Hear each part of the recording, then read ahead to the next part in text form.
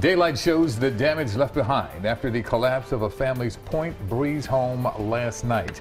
The disaster sent debris raining down on parked cars and the street below.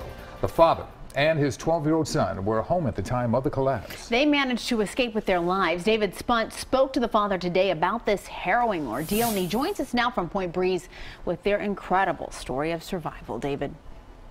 Oh, incredible is putting it mildly. It's unbelievable this pair was able to escape. Father, 57 years old, son, 12 years old. You can see the damage behind me right now. Crews starting to demolish the building today because they believe it is a serious risk, and they worry that some of that debris could fall onto the police district just next door. It's demolition day on South 20th Street in Point Breeze after this home collapsed Monday night. 57-year-old Peter Ash was inside with his 12-year-old son, Jordan. Getting ready to cook some dinner. Before I could even get downstairs to the kitchen, there was an explosion. But sources are calling what happened a collapse. Ash, now healing from second-degree burns, moved into the home 2 decades ago, and everything he owned here is gone.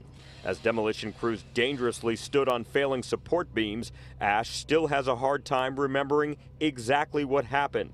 He did tell investigators he was on the second floor and fell to the first.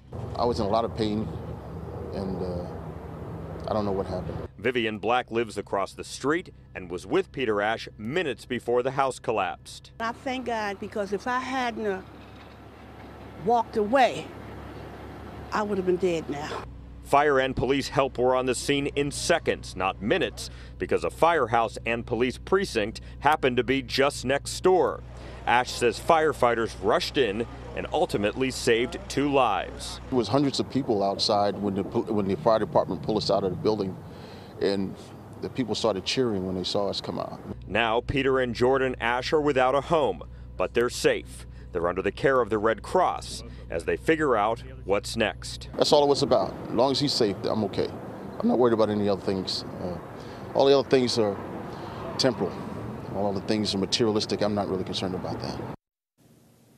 How did this happen? That is the big question. Authorities still investigating. At first, we thought it may have been some kind of gas line, but Philadelphia Gas Works PGW says it does not appear to be the case at this point. Again, father and son in the care of the Red Cross tonight, but an incredible story of escape, and what an attitude, a positive attitude that he has after losing everything. But he's glad that he has his son tonight. Reporting live in Point Breeze, David Spunt, CBS 3 Eyewitness News. David, thank you.